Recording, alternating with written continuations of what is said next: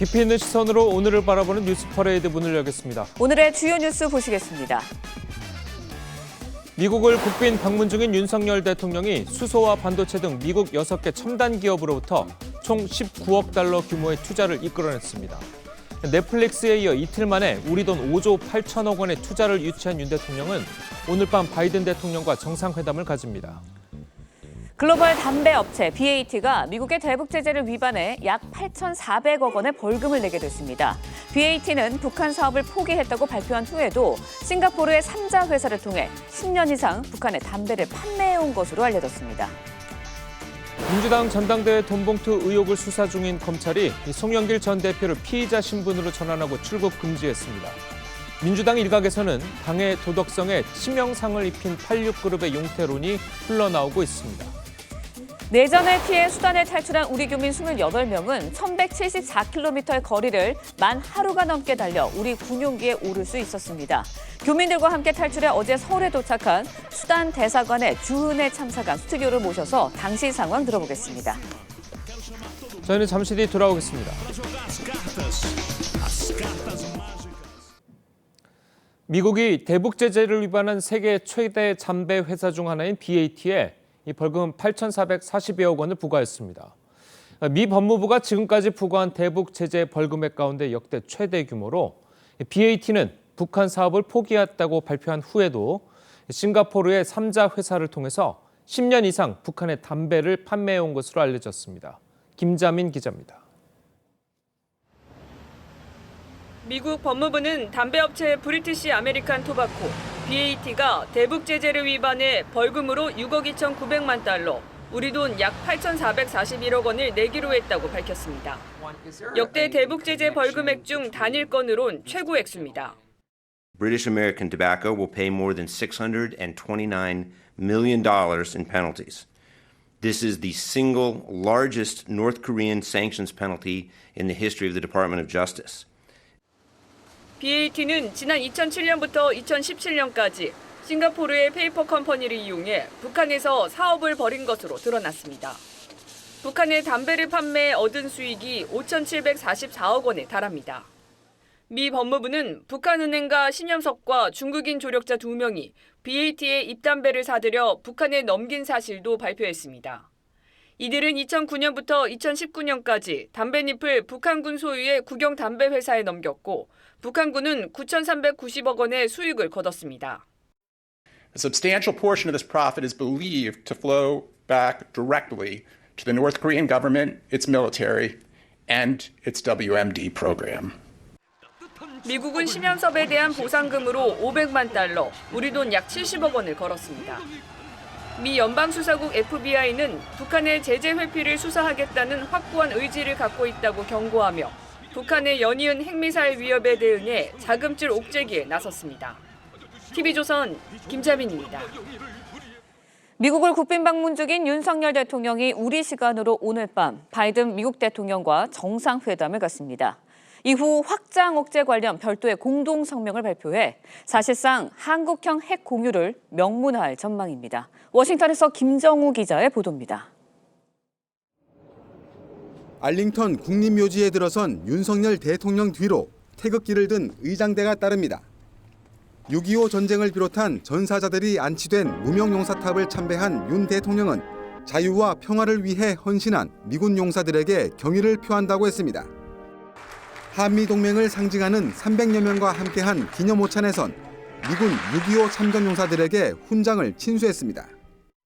전쟁의 폐허를 딛고 글로벌 리더 국가로 발돋움한 대한민국의 눈부신 번영은 미국의 수많은 젊은이들의 희생과 헌신 위에 서 있습니다.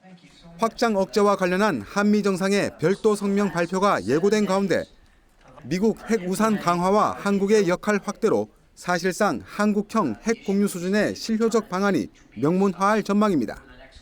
President Biden is confident that we will always be able to meet our commitments to the Republic of Korea under this treaty alliance. 윤 대통령은 미국 첨단 기업인들을 만난 자리에서 수소와 반도체 등 분야에 대한 19억 달러, 우리 돈 2조 5천억 원 규모의 투자 유치를 발표했고 미국 해리스 부통령과 미 항공우주국 나사를 방문해 한미 우주동맹을 강조했습니다.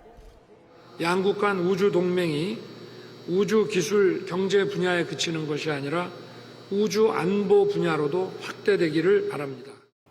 한국전 참전기념공원에서 굳건한 혈맹을 강조하는 한미 두 정상은 한국 시간으로 오늘 밤 백악관에서 다시 만나 정상회담을 할 예정입니다.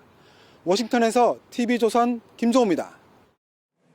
방미 중인 윤석열 대통령은 세일즈 외교에도 힘을 쏟고 있습니다. 수소와 반도체 등 미국 6개 첨단 기업으로부터 총 19억 달러 규모의 투자를 이끌어냈는데 첫날 넷플릭스에 이어 이틀 만에 우리 돈 5조 8천억 원의 투자를 유치한 겁니다. 김충영 기자의 보도입니다.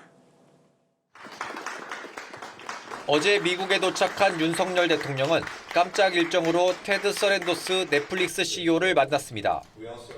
이 자리에서 넷플릭스는 향후 4년간 K 콘텐츠에 3조 3천억 원 규모의 투자 계획을 발표했습니다. 넷플릭스가 한국에 진출한 이후 7년 동안 투자액의 2배에 달합니다. 이번 투자는 대한민국 콘텐츠 산업과 창작자 그리고 넷플릭스 모두에게 큰 기회가 될 것입니다. We also were inspired by the President's love and strong support for the Korean entertainment industry. 넷플릭스 CEO가 윤 대통령의 프로야구 시구 장면을 봤다고 하자 윤 대통령은 휴대전화로 시구 영상을 직접 보여주기도 했습니다. 윤 대통령은 이어 열린 한미 비즈니스 라운드 테이블에 참석해 수소, 반도체, 친환경 분야 6개 첨단 기업들과 만나 국내 첨단 산업 생산시설 건립 등 2조 6천억 원 규모의 투자도 약속받았습니다. 이재용 삼성전자 회장, 최태원 SK 회장, 정의선 현대차 회장 등 국내 주요 기업 총수들도 대거 참석해 바이오, 모빌리티 등 분야에서 한미 기업 간 상호 협력 방안을 논의했습니다. TV조선 김충영입니다. 보신 대로 미국을 국빈 방문 중인 윤석열 대통령이 넷플릭스와 미국 기업 6곳에서 총 44억 달러에 달하는 투자를 유치했습니다. 네, 관련 내용 석병훈 이화여대 경제학과 부교수와 함께 자세히 짚어보도록 하겠습니다. 안녕하세요. 안녕하세요. 자, 먼저 이제 윤 대통령이 미국에 도착하자마자 넷플릭스 CEO를 만났잖아요. 25억 달러를 이제 우리 K 콘텐츠에 투자를 하겠다고 하는데 이게 굉장히 큰 돈이죠. 어떻습니까? 예, 그렇습니다. 넷플릭스에서 4년간 투자하기로 한 25억 달러는 넷플릭스에서 뭐 단일 국가에 투자하기로 한 금액 중에서는 상당히 높은 수준이고요. 예. 무엇보다도 2016년에 넷플릭스가 한국에 진출해가지고 지난해까지 투자한 금액의 2배가 넘어가는 그런 막대한 돈이기 때문에 앞으로 이 자금을 이용해서 한국의 콘텐츠 산업, 그동안의 아이디어는 풍부하고 뭐 그랬는데 자금을 조달하는 것이 어려워가지고 제작에 어려움을 겪었던 콘텐츠 산업 발전에 큰 도움이 될 것으로 보고 있습니다. 네, 25억 달러라는 돈, 뭐 3조 3천억 원에 가까운데 K 콘텐츠 발전에 얼마나 큰 기여를 할지 여기도 관심이 쏠리고 있거든요. 어떻게 전망하시나요? K 콘텐츠 산업은 그동안에 아까도 말씀드렸다시피 여러 가지 아이디어는 많고 그랬는데 국내 제작 환경상 제작사들이 영세하고 그다음에 투자 자금 조달에 어려움이 많이 있었습니다. 그랬는데 넷플릭스에서 이렇게 큰 금액을 투자하게 되면 그 아이디어를 갖다가 실제로 다양한 콘텐츠로 제작을 해서 관련 분야의 고용을 창출할 수도 있고요. 그다음에 뭐 이 넷플릭스를 통해서 전 세계에 보급이 되기 때문에 한국 콘텐츠가 그럼 그거에 따라서 연관된 한국의 관광 산업이라든지 뭐 패션 산업이라든지 이런 쪽에도 큰 고용 유발 효과들이 생길 가능성이 큽니다. 그래서 뭐 한국의 콘텐츠 발전에 큰 기여를 할 것이라고 생각하고 있습니다. 그렇다면 뭐 오징어 게임 같은 이제 한국 드라마 그리고 뭐 여러 가지 예능들이 조금 더 이제 넷플릭스를 통해서 이제 투자를 받아서 근데 그렇게 되면 넷플릭스에만 어쨌든 나가게 되는 거죠. 예, 뭐 넷플릭스에서만 나가는데 뭐 두 가지 방식을 통해서 넷플릭스에서 투자를 할 것으로 보입니다. 예를 들면 오징어 게임 같이 한국의 아이디어에다가 투자를 해서 넷플릭스가 자체적으로 제작하는 콘텐츠, 드라마나 영화, 뭐 예능 같은 거를 제작하는 방법도 있고요. 기존에 이미 한국에서 제작된 다른 영화나 드라마를 갖다가 넷플릭스를 통해서 보급을 할 수 있는 이런 것도 가능합니다. 그리고 일각에서는 넷플릭스가 뭐 지식 재산권을 갖다가 넷플릭스에다가 넘기는 조건으로 오리지널 프로그램을 제작을 하기 때문에 뭐 오징어 게임 같은 경우 천문학적인 금액을 벌어들여도 한국에서 제작자들이 가져가는 몫은 크지 않다. 라는 그런 비판이 있는데요. 예. 문제는 이제 뭐 예를 보통 그래서 제작 비용을 조달하고 수익의 5에서 10% 정도를 한국의 컨텐츠 제작하는 회사에서 가져가는 구조로 계약이 체결돼 왔었습니다. 네. 그런데 이런 부분은 사실은 넷플릭스와 그 제작사 간의 그 시장에 의해서 결정이 되는 수요와 공급에 의해서 결정이 되는 측면이 크기 때문에요. 정부가 인위적으로 뭐 이거를 넷플릭스 측에다가 너 이익 배분을 높여달라고 요구할 여지는 없습니다. 왜냐하면 현재도 이런 조건 하에 넷플릭스의 자금을 유치해서 제작을 하고자 하는 제작사들은 많은 상황이고요. 뭐 일례로 컨텐츠에 자신이 있는 뭐 최근에 히트를 친 전 세계적으로 히트친 드라마 같은 경우는 넷플릭스의 이런 지식 재산권을 넘기지 말고 자기네가 갖는 게 더 이득이라고 판단을 해서 예. 넷플릭스의 오리지널 제작으로 제의를 받았음에도 불구하고 그걸 거부하고 스스로 그냥 넷플릭스 배급망을 통해서 제작한 것을 드라마를 배급해서 이상한 변호사 우영우를 하는 드라마인데요. 예. 많은 수익을 얻었습니다. 그래서 이것은 콘텐츠 산업의 경쟁력이 상승하게 되면 이 넷플릭스와의 협상 조건, 국내 제작자 간의 협상 조건은 더 좋은 조건으로 바뀔 것이기 때문에 네. 시간을 두고 해결이 될 것으로 보입니다. 알겠습니다. 네. 윤 대통령이 이제 수소와 반도체 등 미국 첨단 기업 6곳에서 19억 달러의 투자도 유치를 했습니다. 총 합쳐보면은 넷플릭스에 이어서 이틀 동안 44억 달러에 달하는 투자액을 모금을 했거든요. 약속을 받았는데 어떻게 보시나요? 예, 뭐 이번 방미의 가장 큰 뭐 목적 중에 하나는 뭐 첨단 산업이나 이런 곳에서 우리의 동맹국인 미국과의 그 공급망을 강화하고 뭐 이런 것도 하나의 목표였습니다. 그리고 뭐 대통령께서 최근에 우리나라 경기 침체에 대응하기 위해서는 결국 수출을 늘리는 방법밖에 없는데 네. 이 수출에 대해서 뭐 국내 영업사원 1호를 자청하시면서 수출의 투자 유치, 외국인 기업 투자 유치, 그다음에 뭐 수출 증대를 위해서 노력을 하겠다고 천명을 했는데요. 그 44억 달러 이틀 만에 투자 유치를 한 것은 뭐 그런 점을 반영한 그 놀라운 성과라고 할 수 있고요. 네. 특히 이번에 뭐 추가적으로 넷플릭스 외에도 투자를 유치한 것은 소위 말하는 수소 에너지, 그다음에 반도체, 그리고 탄소 중립 관련된 첨단 산업 분야의 예. 다방면의 6개 업체로부터 국내 생산 시설이라든지 연구개발 센터를 건설하겠다는 그 투자 유치이기 때문에 관련 분야의 뭐 기술 증진이라든지 고용 창출 관련해 가지고 파급 효과는 클 것이라고 생각을 하고 있습니다. 그러니까 네. 기존에 우리 있는 기업들, 첨단 기업들이 있지 않습니까? 예. 기존에 우리 기업들한테 돈을 투자를 하느냐의 문제, 그리고 아니면 방금 말씀하신 것처럼 자기 기업들이 직접 우리나라에 들어와서 그 기업을 운영하는 문제, 자, 두 가지 문제가 있잖아요. 예. 자, 우리 경제에는 어떤 게 좀 더 좋습니까? 뭐 사실 어느 게 더 좋은지는 이렇게 수량적으로 따지기는 어려운데요. 왜냐하면 지금 같은 그 6개 업체에서 추가적으로 투자를 유치한 예. 부분은 우리나라에 들어와서 생산 시설이랑 연구개발센터를 직접 건설하는 것이고요. 그러니까요. 그다음에 넷플릭스의 형태는 우리나라의 제작사와 계약을 맺어서 제작 비용을 지원해주는 형태입니다. 그래서 뭐 두 가지가 산업의 특징에 따라서 투자 금액의 규모에 따라서 또 다른데요. 네. 근데 이 첨단 산업 6개 분야 같은 경우는 국내의 생산 시설이랑 연구개발 시설을 건설을 하고 국내의 뭐 연구자와 노동자들을 고용을 해가지고 그 사업을 운영을 하면 거기에서 우리나라의 노동자와 연구자들이 미국 기업의 노하우와 지식을 전수를 받아서 그게 우리나라 기업에도 또 파급 효과가 크거든요. 그래서 이런 첨단 산업 분야는 그런 식으로 미국의 생산 기술, 생산 설비와 연구개발 설비를 국내에 직접 짓게 만드는 것이 우리나라 기술 발전에 아주 큰 도움이 되는 것으로 이미 경제학에서 알려져 있고요. 예. 콘텐츠 산업 같은 경우는 반대로 우리나라에서 제작 여건이 있으니까 거기에다가 투자 자금만 지원해주는 형식이 또 효과적이기 때문에 두 방식 다 뭐 산업의 특성을 고려해서는 아주 효과적인 방식으로 지금 투자 협력이 진행되는 것으로 보입니다. 알겠습니다. 네, 그런가 하면 윤 대통령 취임 이후에 역대 최대 규모의 경제 사절달이 동행을 했습니다. 미국 반도체 보조금 지원과 관련한 독소 조항, 그 우려도 있잖아요. 예. 여기에 대해서도 얼마큼 해소를 하고 없느냐, 이것도 중요한 관건일 것 같은데 어떻게 보세요? 예, 뭐 이번에 좀 해소가 되기를 많이 기대를 하고 있습니다. 그리고 뭐 희망을 하고 있는데요. 문제는 최근에 북한의 핵기업이 강화되면서 안보 쪽으로 한국의 의존도가 높아질 가능성이 크기 때문에 이것은 좀 한국의 협상력을 낮추는 안 좋은 소식이긴 하지만요. 그렇겠죠.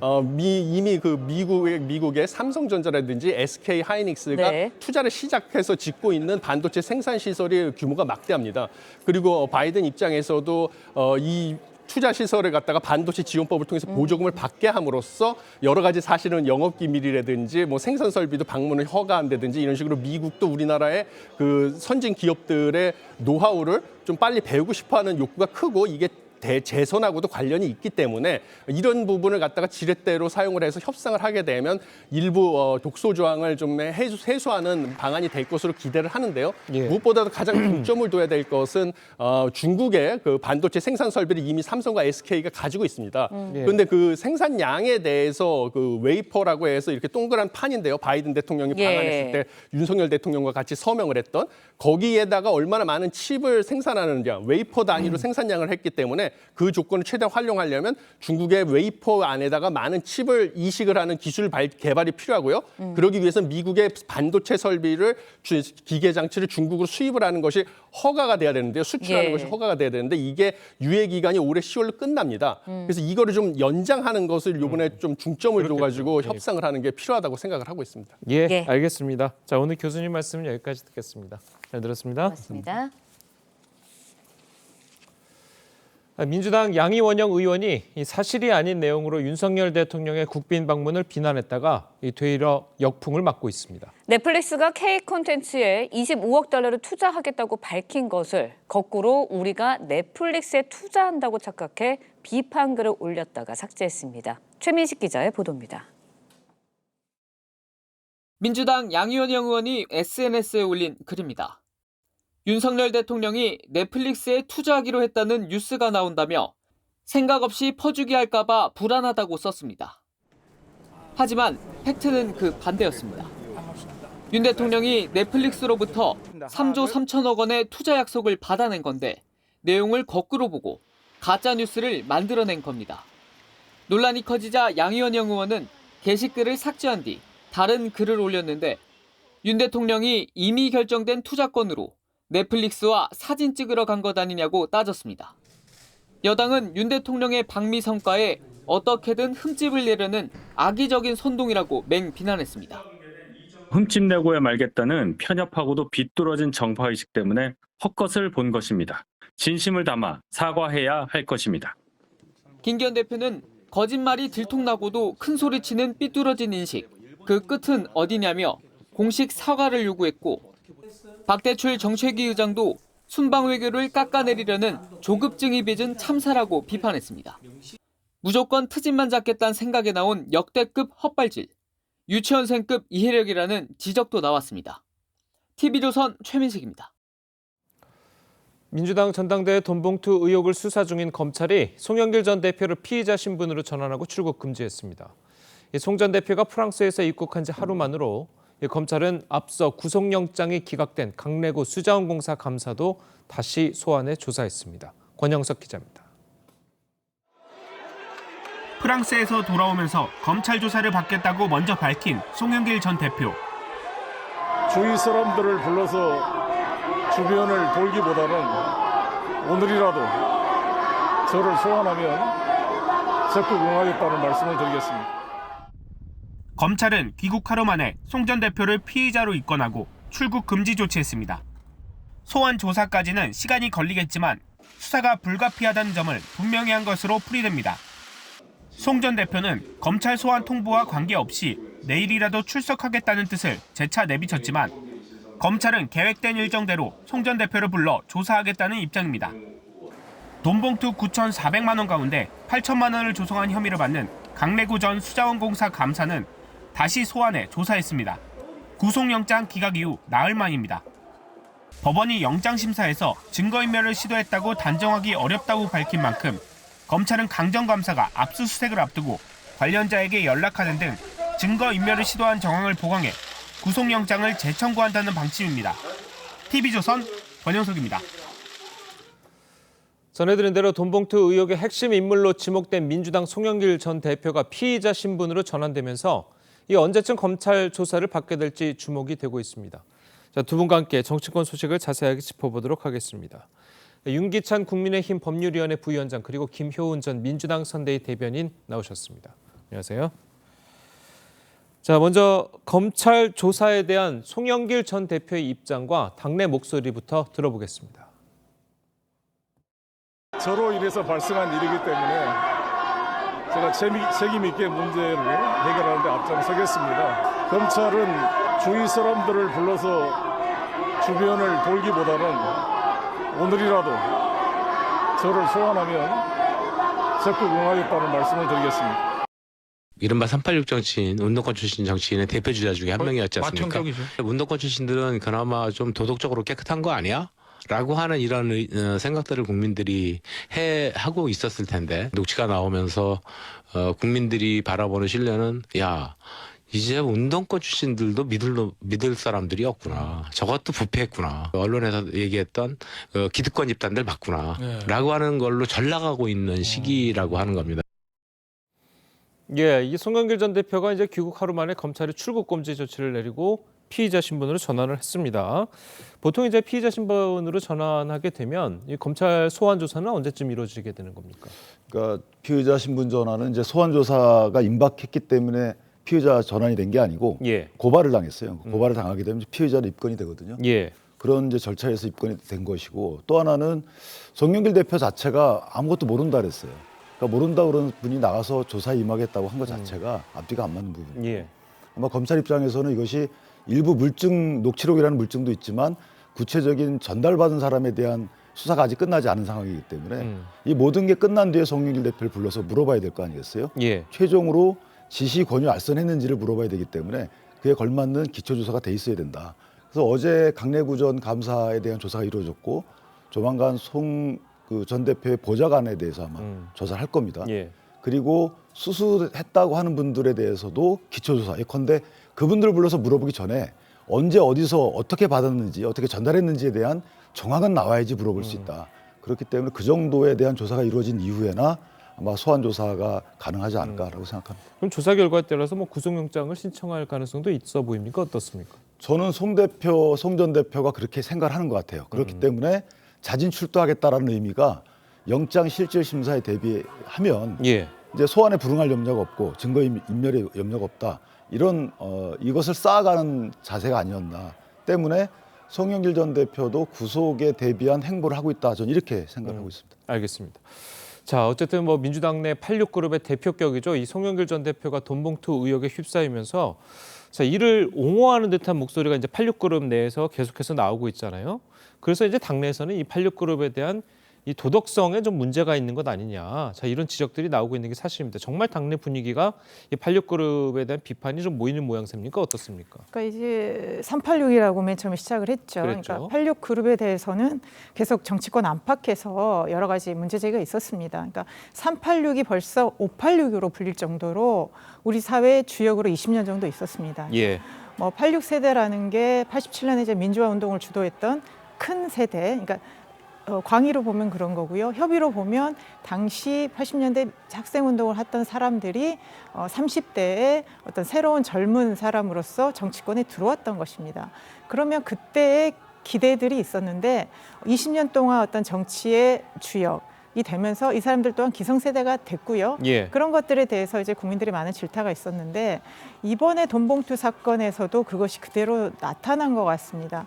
사실 돈봉투라는 것이 뭐 정치권에서의 관행이라고 이렇게 가볍게 넘어갈 수 있는 사안은 절대 아니거든요. 예. 또 우리 국민들이 정치에 정말 깨끗한 거, 정치뿐만 아니라 사회의 많은 부정부패를 없애고 투명한 사회를 바라는 이런 상황에서 돈봉투 사건이 나왔으면 저는 민주당 내에서 저는 대부분은 심각하게 받아들이고 있다고 보는데 예. 이번에 몇몇 분들이 옹호를 하면서는 상당히 공사가 좀 그 불분명한 그런 행태를 보인 것 같습니다.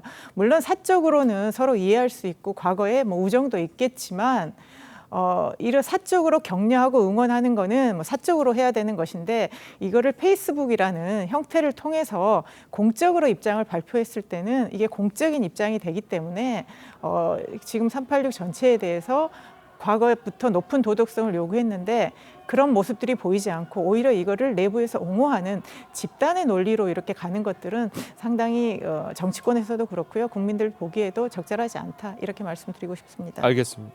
자, 사실 민주당 내에서 86 용태론이 나온 건 이번이 처음이 아닙니다. 지난해에도 당내 청년 정치인들이 이 86세대를 향해서 목소리를 냈었는데요. 직접 들어보시겠습니다.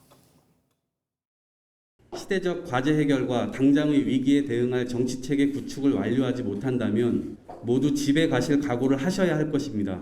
이것이 86세대의 소임입니다. 국민의 신뢰를 회복하기 위해서라도 586 정치인의 용태를 논의해야 합니다. 아름다운 퇴장을 준비해야 합니다. 예. 사실 뭐 지난해도 그렇고 매 고비마다 이제 민주당에서 나오는 것, 그리고 국민의힘에서도 뭐 마찬가지로 뭐 영남 의원들 뭐 용태론 뭐 이런 것도 좀 나오지 않았습니까? 예전에도.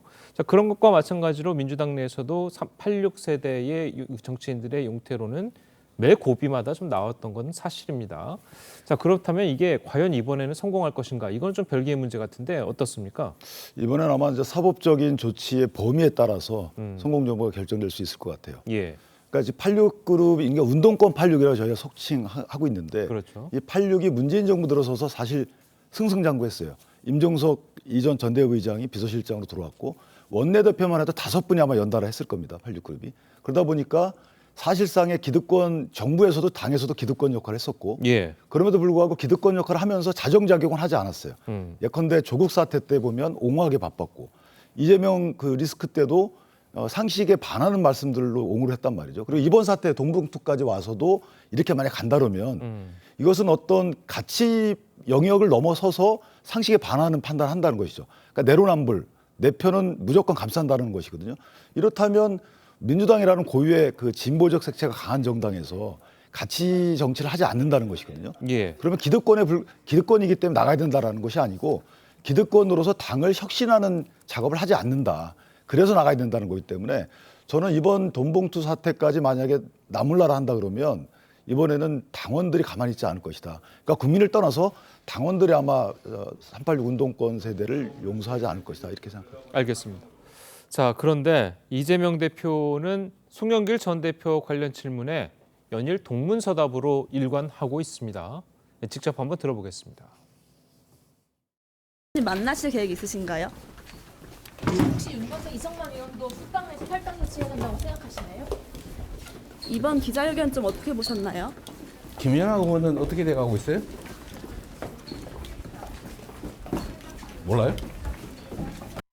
송 전 대표가 출국 금지 조치됐는데 여기에 대해서 좀 어떻게 보세요? 우리 박순자 의원 수사는 어떻게 돼갑니까? 관심이 없으신가 보군요.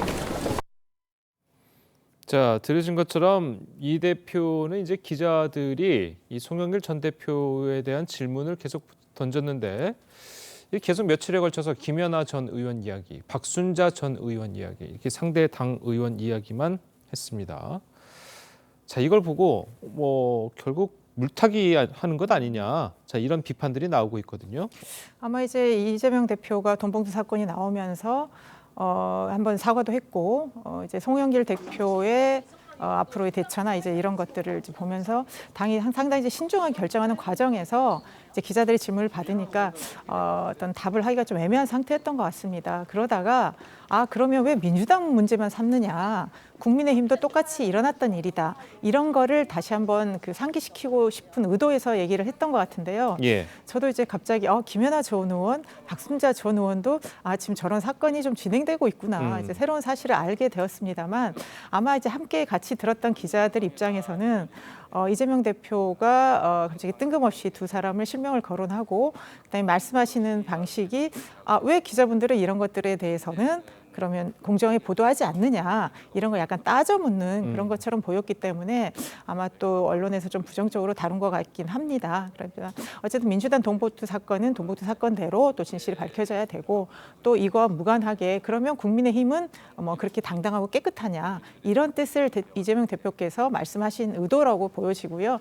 꼭 그게 뭐 물타기 이런 거라기보다는 어쨌든 그렇다고 해서 민주당의 돈봉투 사건 자체가 뭐 희석이 되는 건 아닌 것 같고요. 이런 거를 다 같이 한번 다루면서 어떤 정치권의 자정의 계기로 삼자 이런 뜻으로 받아들이고 싶습니다. 예. 좀 어떻게 보셨습니까? 이재명 대표의 발언, 저런 발언 형식에 대해서. 예를 들어서 뭐 저 자리에서라도 국민의힘에 이걸 어떻게 할 거냐라고 묻는 거는 가능하다고 봅니다. 근데 기자분들한테 저것을 박순자 의원은 좀 재판받고 있는 것으로 알고 있고 예. 뭐 김연아 의원 같은 경우 본인이 어떤 해명을 하고 있잖아요. 수사 진행 중인 걸로 알고 있고 다 알고 계시면서 이제 묻는단 말이죠. 이건 물타기라고밖에 볼 수가 없죠. 이것은 어찌 보면 국민께 대한 예의가 아니에요. 현재 본인도 책임을 인정하고 송영길 전 대표도 책임을 인정하고 자기가 책임을 지겠다라고 하는 마당에 현 당대표인 송영길 대표 체제에서 사실 약간의 편파적인 경선 관리로 인해서 탄생했다고 비판이 있는 현 당대표께서 저렇게 말씀하신다는 것은 상당히 염치가 없는 거다 이렇게 생각하는 게 본인도 책임이 있거든요. 그 책임 의식을 갖는 것이 좋겠다 이렇게 생각합니다. 알겠습니다.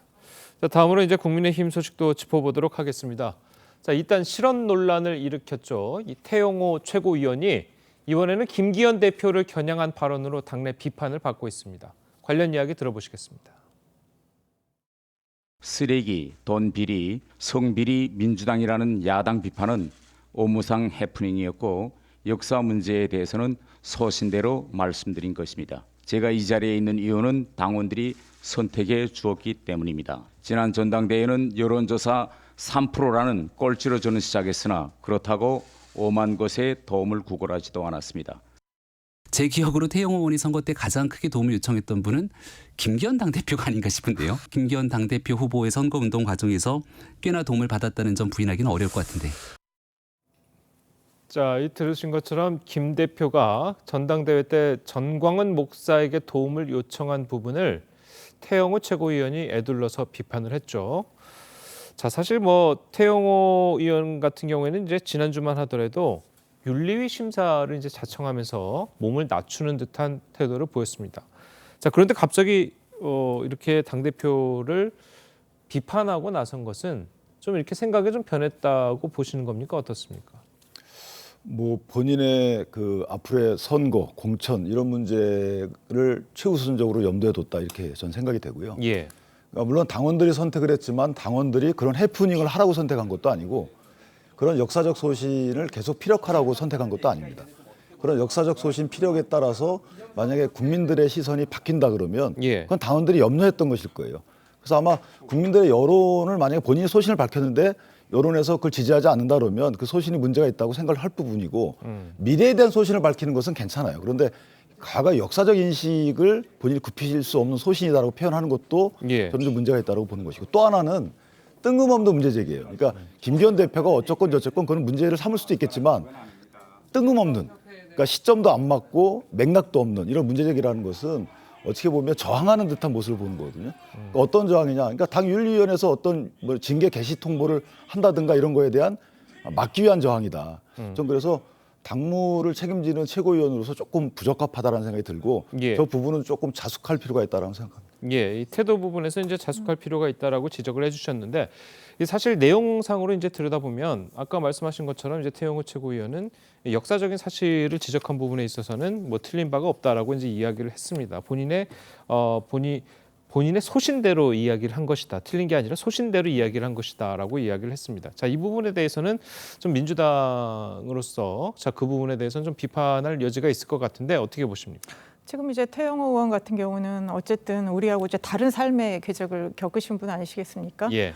북한에서 역사 교육이나 다른 교육을 받았고 상당히 이제 뭐 북한 체제에 대해서 비판은 했기 때문에 남한에 들어왔지만 역사 인식이나 이런 문제는 또 상당히 지금 대한민국의 어떤 그 주류나 정통성에 있어서 상당히 다른 발언을 하고 계십니다. 예. 그러면 저런 소신이라는 이름으로 지금 국회의원을 하고요, 집권 여당의 최고위원을 하고 있습니다. 그러면 앞으로 또 계속 소신이라는 이름으로 계속 이런 것들이 나올 건데 과연 이런 것들이 개인의 소신을 당이 어느 정도 수용할 것인지 그리고 우리나라 국민들은 어느 정도 이거와 화합할 수 있는지 이런 부분에 있어서 굉장히 불협화음이 앞으로도 클 것이라고 보고요.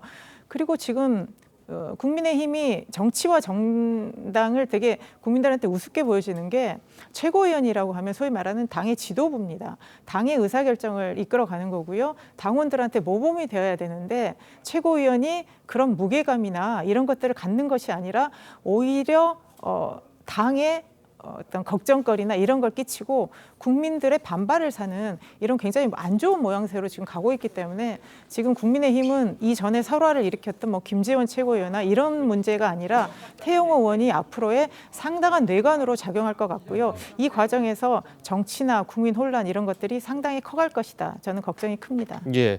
자, 그리고 이제 김재원 최고위원도 있잖아요. 김재원 최고위원이 이제 윤리위에서 징계를 받는 것은 자명한 일인 것 같은데 과연 그 수위는 어느 정도냐. 자, 이 부분에 대해서 궁금해하시는 분들이 좀 많습니다. 법률위원회 부위원장 계시니까 물론 뭐 윤리위원회는 좀 다르지만 자, 좀 어떻게 좀 예상을 하십니까?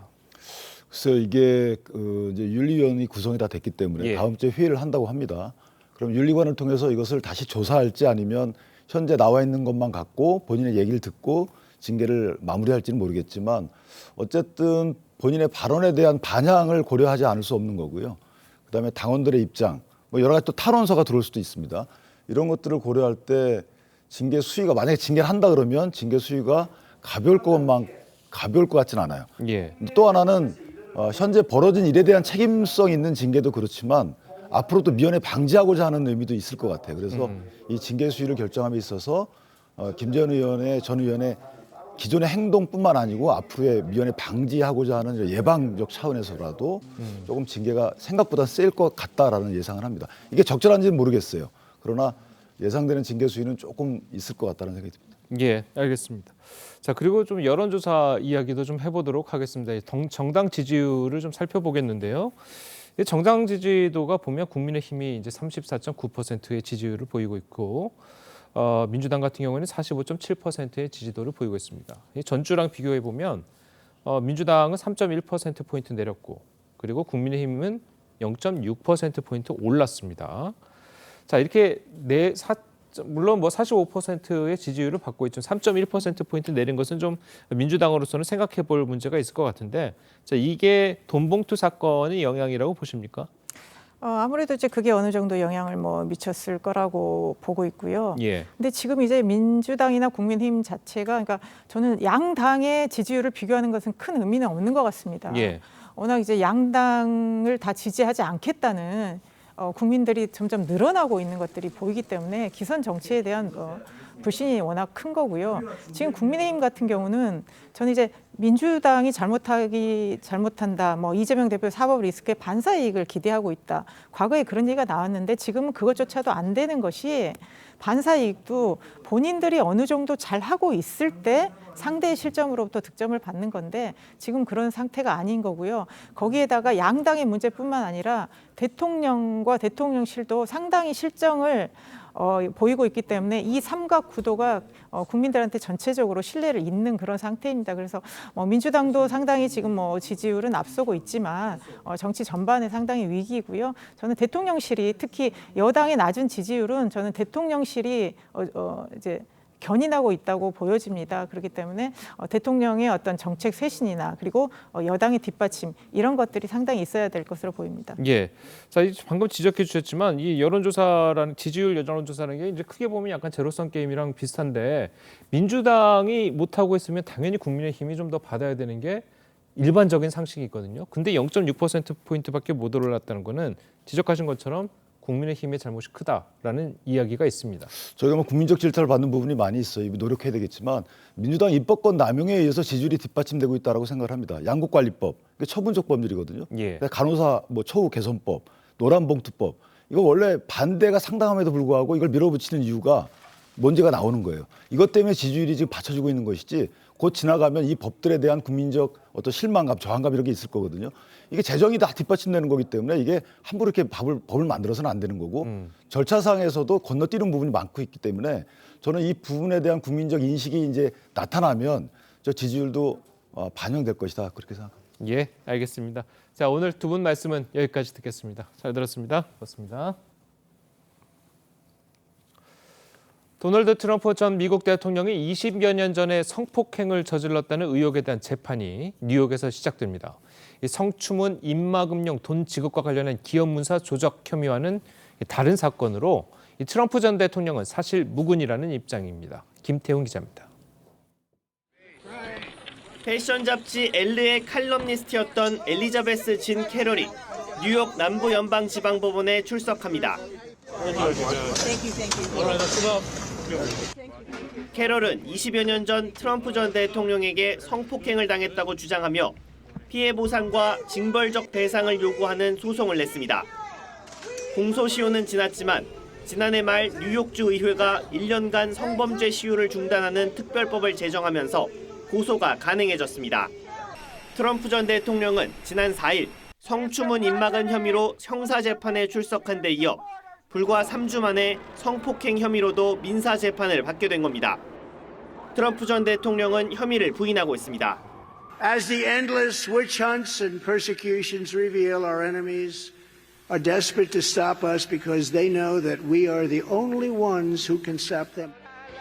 트럼프 전 대통령은 캐럴의 성폭행 주장을 반박하는 과정에서 그 여자는 내 타입이 아니다라고 말했다가 명예훼손 혐의로도 기소됐습니다. TV조선 김태훈입니다.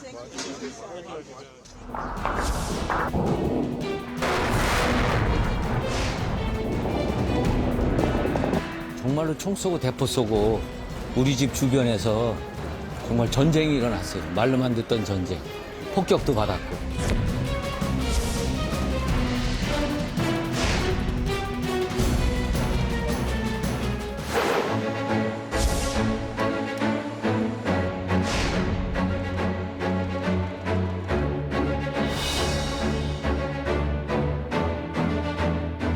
두려움이 많았던 상황이어가지고 저희가 필요할 때 필요한 지원을 해주셔서 굉장히 감사드리다고.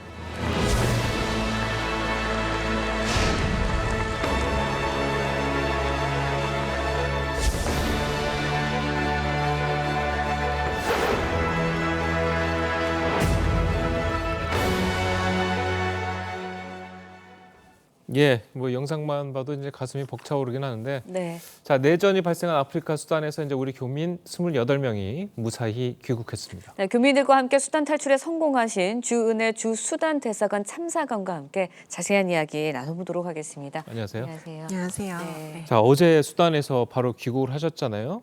잠은 좀 잘 주무셨습니까, 어젯밤에? 오랜만에 잠 비슷한 걸 좀 잔 것 같습니다. 예, 좀 많이 힘드셨을 네. 것 같은데 어제 이제 한국에 이제 한국 상공이 이제 딱 보였을 때, 서울이 보였을 때, 그리고 서울 한국 땅을 처음 밟았을 때, 자, 그 기분이 어떠셨나요? 그때? 기분이 일단은 우리 국민 28명과 또 사실 강아지 한 마리와 예. 고양이 2마리도 있었거든요. 아이고, 예. 모두를 안전하게 같이 함께 돌아올 수 있어서 너무 다행이었고 예. 또 안도가 됐습니다. 네. 앞서 저희 VCR에서도 나왔는데 수단 교민께서 말씀하신 게 참 기억에 남거든요. 눈앞에서 전쟁이 벌어졌다. 폭격도 내 눈으로 봤다. 이런 말씀을 하셨는데 수단 내 교전이 처음 발생했을 때 당시의 상황은 어떤가요? 지금 현재 상황은 또 어떤 거고요? 지금 처음 발생했을 때는 사실 그날이 이제 주말 아침이었어요. 그래서 되게 고요하고 예. 저도 이제 사실 밖에 잠깐 나가 있었는데 어느 순간부터 굉장히 심각한 이제 총격음과 폭격음이 심해졌고 예. 그런 상황이 계속됐었습니다. 그래서 우리 대사관 주변도 거의 그냥 격전지 중에 하나였기 때문에 예. 굉장히 위험했던 상황이었고 우리 교민들이 거주하시고 계시는 곳들도 대부분 비슷한 상황이었습니다. 총상은 굉장히 일반적이어서 사실상 일상화된 느낌이었고요. 총상이요? 네. 그리고 그러니까 총성이요.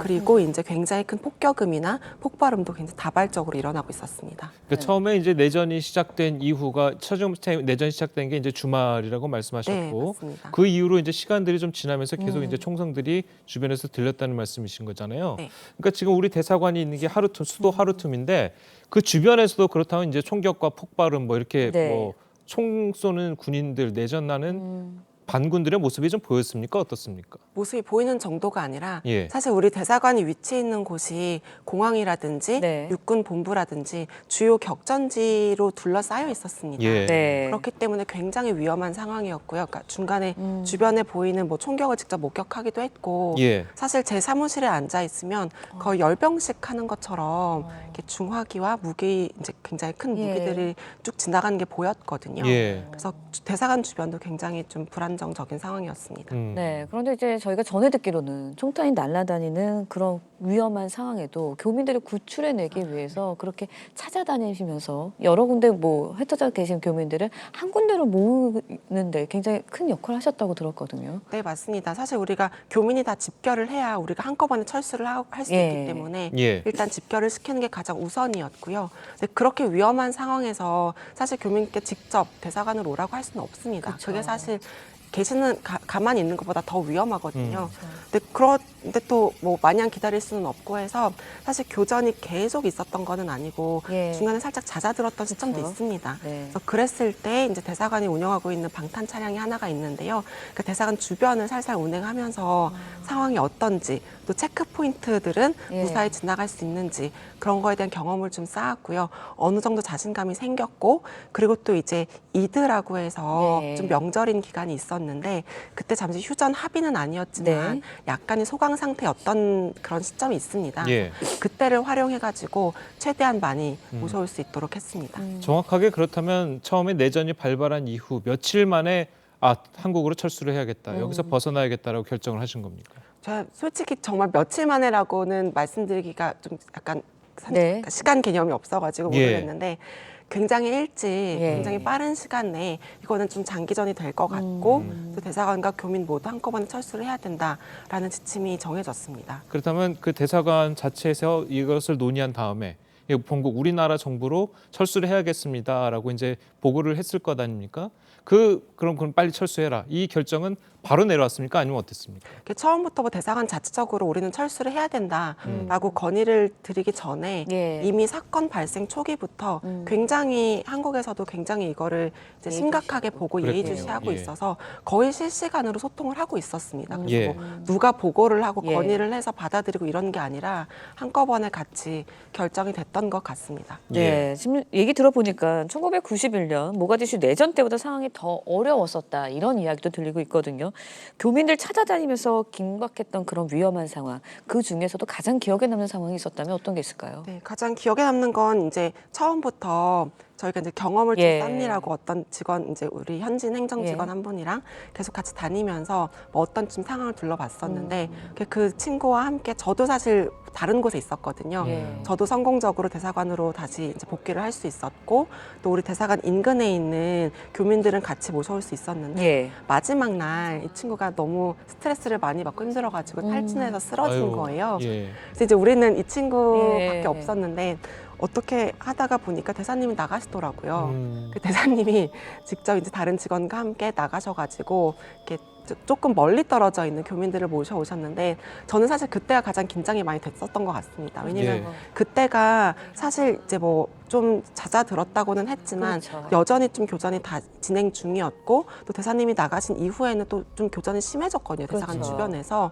그 저는 지금 대사님이 살아오실 수 있을까? 이거를 좀 걱정을 하기는 했었는데 결과적으로 큰 문제는 없었고 저희가 이제 그렇게 했던 이유가 저희가 그동안에 좀 다녀보니까 외교관이 탑승을 하고 있고 외교 차량은 건드리지는 않았고 그러니까 물론 중간에 뭐 교전 상황에서 불가피하게 어떻게 피해를 받을 수는 있겠지만 이제 공격 대상이 되지는 않는다는 걸 알았고요. 그리고 이제 외교관이 탑승하고 있으면 좀 수월하게 체크 포인트를 지나간다는 거를 좀 알게 되어서 그렇게 진행을 할 수 있었습니다.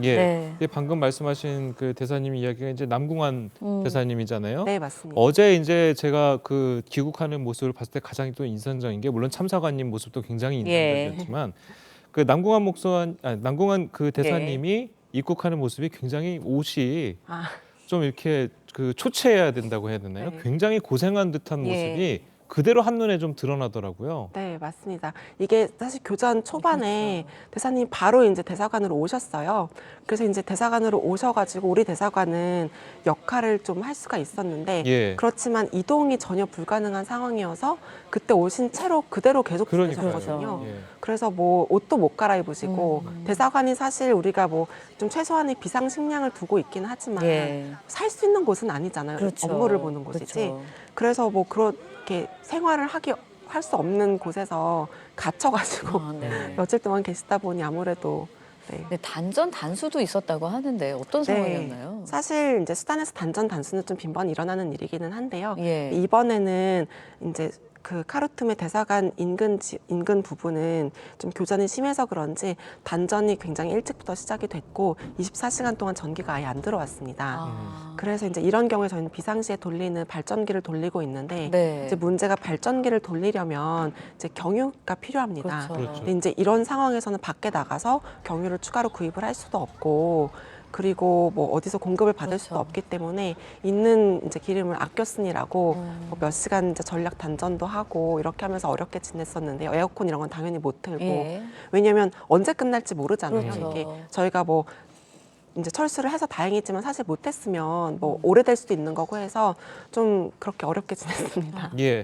자, 이제는 좀 네. 육로로 이동하는 이야기를 좀 해보도록 하겠습니다. 자, 교민들이 이제 대사관에 다 모인 후에 자, 우리 군 수송기가 있는 것이 이제 포트 수단이라고 예. 네. 육로로 원래는 이제 850km 정도 걸리는 기간인데 이게 돌아서 가다 보니까 1174km. 자, 이게 제가 좀 계산해 봤더니 서울에서 부산까지 한 3번 정도 왔다 갔다 하는 거리더라고요.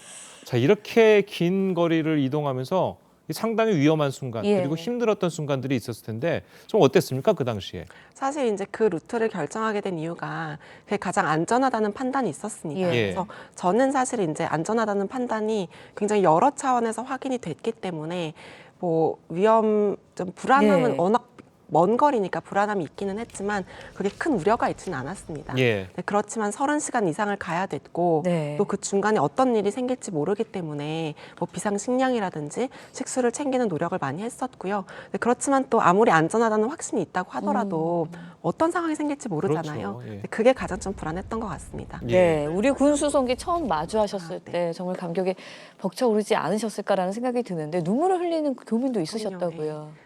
정말 많이 있었고요. 저도 이제 군송기를 사실 처음 봤는데 이제 됐다 싶더라고요. 이제 됐다 싶으니까 저는 이제 또 사실 아이가 있어가지고 그동안은 거의 뭐 아이는 내팽겨 쳐놓고 있었는데 이제 아이가 그제서야 눈에 들어오더라고요. 아이고, 이렇게 걱정과 우려에 가득 찬 아이도 있고 아이도 눈치를 보니라 엄마한테 어떻게 할 수 없는 상황이라는 걸 자기도 아니까 가만히 꼭 잡고 있던 게 너무 보여가지고 이제 아이한테 좀 신경을 쓰고 뭐 이렇게 했었습니다. 예. 자, 우리가 계속 이야기하는 것 중 하나가 사람들이 좀 비교하는 것 중 하나가 영화 이제 모가디슈 이게 이제 실화를 바탕으로 해서 이제 했던 건데 모가디슈 영화를 그 당시 상황을 좀 지켜보면 그 당시에는 이제 우리 정부가 이제 지금처럼 이렇게 힘이 있는 나라가 아니었을 당시여서 탈출하면서 이탈리아 대사관으로 가서 수송기도 이탈리아 비행기를 타고 탈출을 하지 않았습니까? 그게 이제 굉장히 힘들었던 상황으로 제가 기억하는데 지금처럼 이제 우리나라 군 수송기가 바로 한국에서 날아와서 우리 조민들을 사우디아라비아로 가고 또 사우디아라비아에서 우리나라로 옮기고 자 이런 과정들을 봤을 때 지금 외교관으로서 이제 근무를 하고 계시잖아요. 우리나라 국격이 이제 상당히 많이 올라갔다 이렇게 좀 봐도 되는 거겠습니까? 네, 저는 사실 이제 모가디슈 시절의 경험은 안 해봐서 뭐 직접 비교는 어렵지만 뭐 그러니까 제가 활동하고 있을 때도 이제 이번 사건 아니더라도 수산 내에서 활동하고 있을 때도 뒤처짐은 없는 것 같습니다. 어디에든 다 이제 환영받고 논의할 때 같이 우리의 의견이 굉장히 중요하고요. 또 이번에도 우리도 다른 나라로부터 정보를 많이 얻고 이제 지원을 받으려고 노력을 했지만 우리의 정보나 우리의 지원을 필요로 했던 나라들도 많이 있거든요. 그래서 그냥 서로 돕는 그런 위치에 있다고 보여지고요. 네, 그런 면에서 보면 국격이 많이 올라간 게 아닌가 싶기는 합니다. 네, 마지막으로 이제 무사 탈출한 28명의 분들 지금 상태는 어떠신지 건강하신 거죠? 제가 보기에 이제 오늘부터 슬슬 어디 아프기 시작하지 않을까 싶은데 뭐 그런 거 말고는 전반적으로 다 건강 상태는 양호합니다. 예, 알겠습니다. 자, 28명의 우리 교민을 끝까지 책임져준 우리나라 외교관들 그리고 우리나라 군인들께 감사의 말씀을 방송을 통해서 드리면서 자, 오늘 출연해 주신 참사관님 감사합니다. 고맙습니다.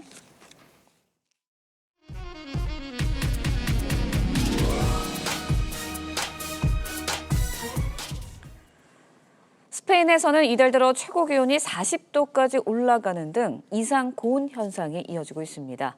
가뭄이 악화되자 스페인 정부는 EU에 긴급 재정 지원을 요청했습니다. 노도일 기자의 보도입니다.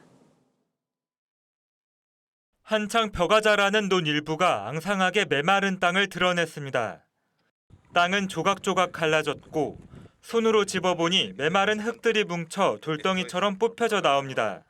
Estamos viviendo una situación alarmante, porque ya no es solamente esta campaña que lo tenemos muy complicado, o sea, no vamos a sembrar arroz.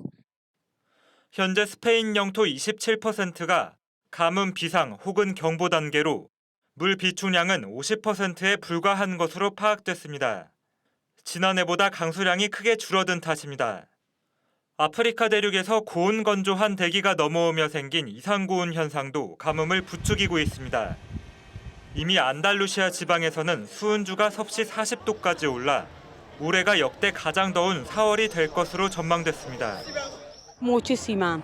Resulta que yo venía de trabajar y me he encontrado con esta calor grandísima. No se puede soportar esto a mediodía. 일부 지역에서는 수영장에 물을 채우거나 환원복적으로 물을 쓰는 행위를 제한하기도 했습니다. 스페인은 현지 시각으로 지난 24일 이후에 긴급 재정 지원을 요청했습니다. TV조선 노도일입니다. 네, 렌즈에 담긴 그 순간 그 의미를 짚어보는 시간이죠. 사진 기자가 선택한 아침의 한 장입니다. 오늘은 조선일보 사진부 오종찬 기자와 함께합니다. 안녕하세요. 오늘 아침에 볼 사진 어떤 건가요? 인도의 한 기차역에서 사람들이 막 출발하는 열차에 매달려 있는 장면입니다. 우리나라와 마찬가지로 세계 인구 증가율은 지속적으로 하락하고 있는데요. 최근 수년간 인도의 인구 숫자는 빠르게 증가했습니다. 어제 인도에서 들어온 외신 사진들 함께 보시죠. 인도 북부 지역 우타르 프라데시의 한 기차역에서 수많은 인파가 열차에 매달려 있습니다. 매달린 사람들 거의 대부분이 열차 티켓을 구매한 승객들인데요. 열차 좌석의 숫자보다 티켓을 구매한 승객의 숫자가 너무 많아서 벌어지는 일입니다. 열차로 이동하려는 사람에 비해 열차의 숫자가 턱없이 적다 보니 인도에서는 이런 장면을 흔히 볼 수 있다고 합니다. 제가 5년 전에 뉴델리에서 찍은 사진인데요. 출근 시간 버스의 상황도 열차와 다르지 않았습니다. 네, 인구 숫자에 비해서 기반 시설이 갖춰지지 않아서 이렇게 안타까운 상황이 지속되는 것 같은데 외신에 따르면 곧 인도의 인구 숫자가 중국을 추월할 것이라고요. 그렇습니다. 최근 유엔은 4월 말부터 세계에서 가장 인구가 많은 나라는 중국이 아닌 인도가 될 것이라고 밝혔습니다. 중국의 인구는 지난해 약 14억 2,600만 명으로 정점을 찍은 뒤 감소하기 시작했는데요. 인도는 아직도 출산율이 여성 1인당 2명 수준을 유지하고 있어서 인구가 꾸준히 늘어나고 있습니다. 세계 인구 1위 등극은 기뻐할 만한 일이지만 늘어나는 인구에 비해 사회 기반 시설이나 일자리가 늘어나지 않아서 다양한 문제가 발생할 수 있다는 우려도 제기되고 있습니다. 네, 세계에서 가장 인구가 많은 나라 인도가 풀어야 할 숙제도 만만치 않은 것 같습니다. 네, 지금까지 아침의 한 장이었습니다. 중부를 중심으로 약하게 비가 내리거나 빗방울이 떨어지는 곳이 있습니다. 오전까지 중부에 약하게 비가 조금 더 지나겠고요. 기온이 낮은 강원 높은 산지로는 눈이 조금 내려 쌓이겠습니다.